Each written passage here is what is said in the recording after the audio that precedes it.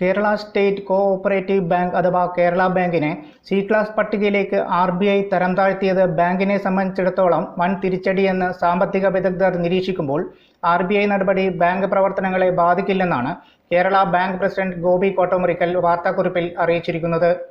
25 ലക്ഷം രൂപയ്ക്ക് മുകളിൽ വ്യക്തിഗത വായ്പ നൽകാൻ പാടില്ലെന്ന കർശന നിയന്ത്രണത്തോടെയാണ് കേരള ബാങ്കിനെതിരെ RBI നടപടി സ്വീകരിച്ചത്.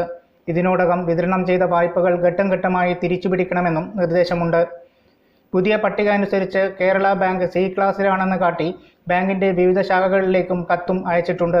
7% കുറവായിരിക്കേണ്ട നിഷ്ക്രിയ ആസ്തി 11% കൂടുതലായതാണ് കേരള ബാങ്കിന് തിരിച്ചടിയായത്.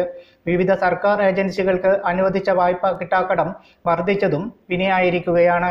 റിസർവ് ബാങ്ക് ചുമതലപ്പെടുത്തിയ സമിതിയെന്ന നിലയിൽ നബാർഡ് നൽകിയ റിപ്പോർട്ടിന്റെ അടിസ്ഥാനത്തിലാണ് ബാങ്കിന്റെ റാങ്കിംഗ് ബിയിൽ നിന്ന് സിയിലേക്ക് റിസർവ് ബാങ്ക് മാറ്റിയതെന്ന് ഗോപി കോട്ടമുറിക്കൽ പറയുന്നു.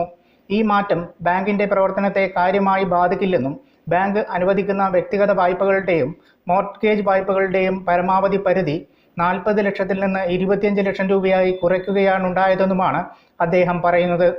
ബാങ്കിന് ആകെയുള്ള 48,000 കോടി രൂപയുടെ വായ്പയിൽ കേവലം 3% മാത്രമാണ് വ്യക്തിഗത മോർട്ട്ഗേജ് വായ്പകൾ വരുന്നത്. അതുകൊണ്ട് തന്നെ ബാങ്കിന്റെ നിക്ഷേപത്തെയോ പ്രധാന വായ്പകളായ കാർഷിക വായ്പ, അംഗസംഘങ്ങൾക്കുള്ള വായ്പ, ചെറുകിട സംരംഭക വായ്പ, ഭവന വായ്പ എന്നിവയോ ഈ നിർദ്ദേശം ബാധിക്കില്ല എന്നും ബാങ്ക് പ്രസിഡന്റ് പത്രക്കുറിപ്പിൽ വ്യക്തമാക്കുന്നു.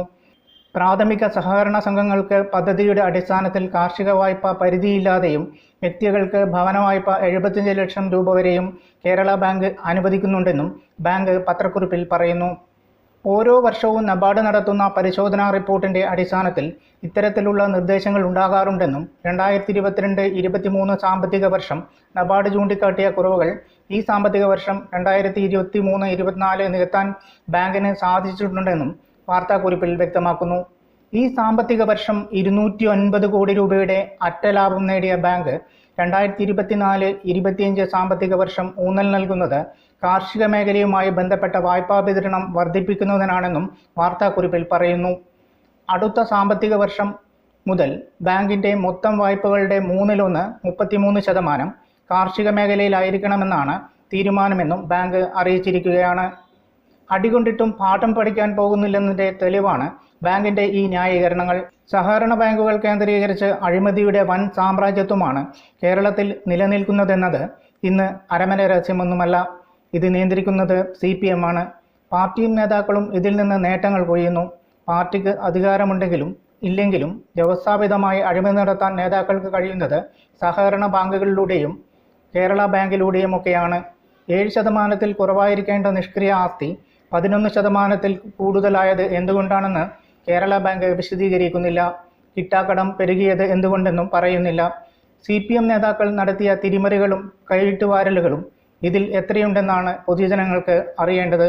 News desk Kannur mirror. ഏറ്റവും കുറഞ്ഞ ഫീസിൽ മികച്ച പ്ലേസ്മെന്റ് റെക്കോർഡോടുകൂടി കണ്ണൂരിലെ number 1 aviation college AVIN academy. University ഡിഗ്രിയോടൊപ്പം ഏവിയേഷൻ, ടൂറിസം, ഹോസ്പിറ്റാലിറ്റി, ലോജിസ്റ്റിക്സ് ഡിപ്ലോമകൾ. AVIN academy. College of management studies, Suhara RK, Arattu road, Kannur. Phone 8138034433.